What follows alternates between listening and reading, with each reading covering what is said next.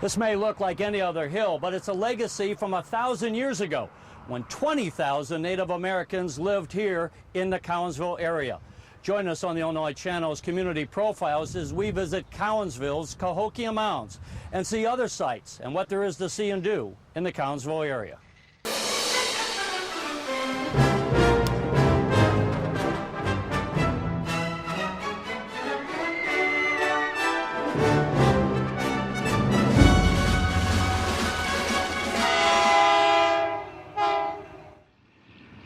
It's so close to St. Louis, it's almost literally in the shadow of the Gateway Arch.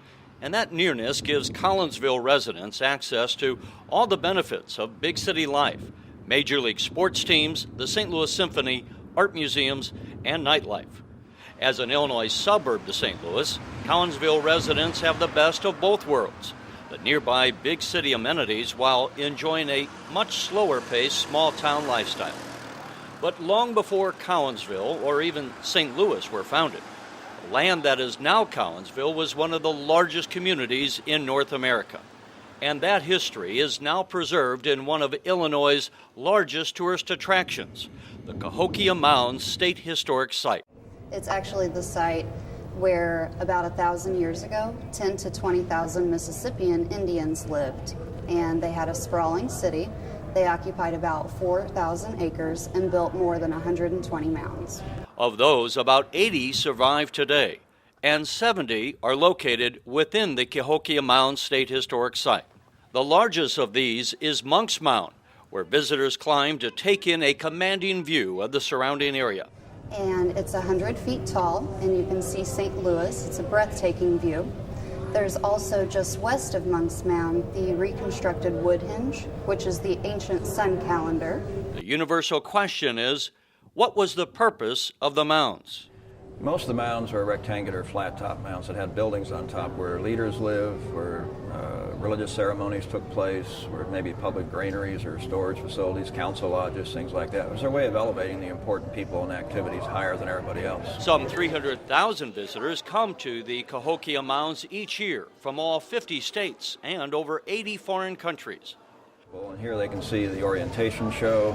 They can see the exhibits that explain about the culture here. We have a reconstructed village that sort of simulates what the site might have looked like 1,000 years ago. Outside, they can do guided tours, or they can do self-guided tours. We have excavations going on during the summer, and they're allowed to view the excavations when those are in progress. And those excavations give evidence of what once was a thriving community of the Mississippian tribe that lasted for over 300 years.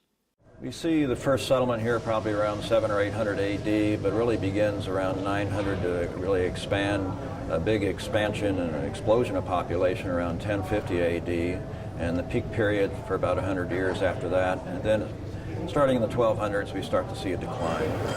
Basically, it was an agricultural society. These were farming people. They were growing a wide variety of crops, as well as hunting and gathering and of native crops and native plants.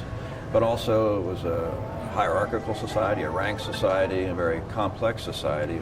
That many people, you had to have very strong political organization and government to manage and control not only the population here, but probably much of the surrounding area too. The museum is free, but there is a suggested donation of $4 for adults or $10 for a family. If you want to spend the night in Collinsville, there are over 9 area hotels and some 60 area restaurants that accommodate a family budget. And when you're ready for activities beyond discovering early history, Collinsville offers a range of recreational resources.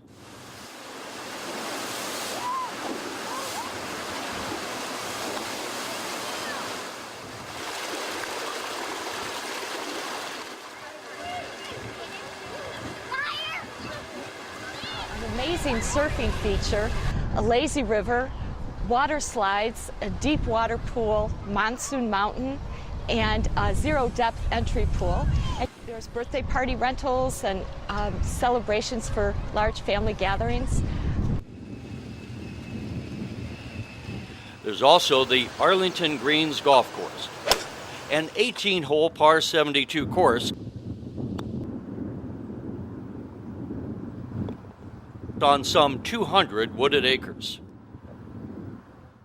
200 acres of beautiful wooded land, and there's a driving range and 2 practice greens. And the clubhouse has a pro shop and a golf restaurant lounge area and a newly refurbished banquet facility that accommodates up to 160 guests. For Collinsville residents, their community offers a location that affords them the charm of a small-town lifestyle and yet extends the easy availability of a 10-minute drive to St. Louis's big city amenities. And that easy commute has caught the attention of some St. Louis residents and business owners, causing some in Collinsville to consider the St. Louis Arch as the gateway to the east. We were known as a bedroom community for St. Louis for a number of years, but we've seen a great deal of development and economics come from the west side of the river towards Illinois in the past 3, 4, 5 years. And it's been a great benefit to the city and to the region. For more information about what there is to see and do in the Collinsville area, visit collinsvillenow.com.